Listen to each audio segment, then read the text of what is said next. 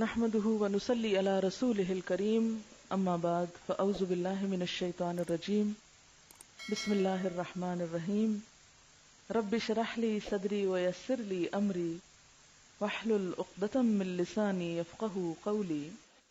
دن اللہ نے کام کے لیے بنایا ہے، اور خاص طور پر جب سورج نکل آتا ہے اور اس کی ریز اٹھتی ہیں تو انسان اس وقت جب سونے کی کوشش کرتا ہے تو فطرت کے خلاف لڑ رہا ہوتا ہے۔ جب وہ فطرت کے خلاف جاتا ہے تو اس کا نتیجہ اس کے دل، دماغ، صحت، ہر چیز کے اوپر پڑتا ہے، اس کے رنگ، اس کی شکل، اس کی پوری ایکٹیویٹی پر۔ صبح کے وقت میں خاص طور پر اللہ تعالیٰ نے برکت ڈالی۔ نبی صلی اللہ علیہ وسلم نے ان لوگوں کے لیے دعا کی ہے کہ جو صبح کے وقت جاگیں۔ آپ صلی اللہ علیہ وسلم نے فرمایا اللہم بارک لامتی فی بکورہا، اے اللہ میری امت کی صبح میں برکت ڈال دے۔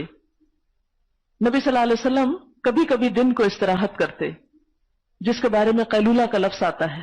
وَمِنْ آیَاتِهِ مَنَامُكُمْ بِاللَّيْلِ وَالنَّهَارِ، اور اس کی نشانیوں میں سے تمہارا سونا رات اور دن کے وقت۔ رات کو سونا تو سونا ہے اور دن کا سونا قیلولہ ہے۔ یہ صبح کا سونا مراد نہیں ہے جس کے ہم سب عادی ہیں۔ حضرت عبداللہ بن عباس نے دن کے سونے خصوصاً چاشت کے وقت سونے کو ناپسند کیا، اپنے بیٹے کو اس سے بچنے کی تاکید کرتے تھے، اور وہ کہا کرتے تھے کہ دوپہر کے سوا دن کے کسی حصے میں نہیں سونا چاہیے، مگر قیلولہ دوپہر کا کھانا کھا کر سونے کا نام نہیں ہے۔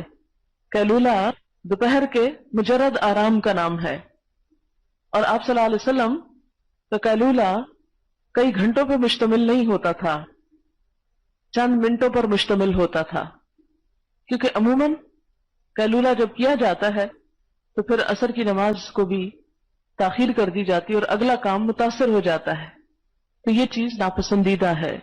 قیلولے کا بھی ایک لمٹ ہونی چاہیے، اور اگر کچھ نہیں تو خاموشی سے اگر 15-20 منٹ بھی انسان لیٹ جائے تو اس سے بھی انسان نئے سرے سے تازہ دم ہو کر مزید بہتر کام کر سکتا ہے۔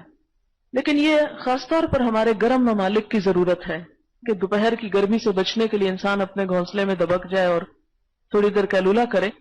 لیکن اگر ہم اپنے جدید دور کے جو ذرائع ہیں ان سے کام لے کے اگر اپنے انوائرنمنٹ کو بہتر بنا لیں تو ہمیں اس کی ضرورت کم ہوگی، کیونکہ دن کا جو میجر حصہ کام کا ہوتا ہے وہ پھر ہم محض کھانے کے بعد آرام کے بعد چائے، اور چائے کے بعد بس پھر ایسے ہی وہ دن سلپ ہو جاتا ہے ہاتھ سے۔ آپ صلی اللہ علیہ وسلم نے کھانا کھاتے ہی سونے سے منع فرمایا ہے، یعنی فوراً کھانا کھا کے لیٹنے سے منع فرمایا ہے، فرمایا کہ یہ دل میں قساوت اور سختی پیدا کرتا ہے، یعنی غفلت پیدا ہوتی ہے اس سے، دل میں اس سے بیماریاں بھی پیدا ہوتی ہیں۔ اگر ہمارے کھانے اور نیند کے انداز درست ہو جائیں تو ہمارے کام کرنے کی رفتار کئی گنا زیادہ بڑھ جائے۔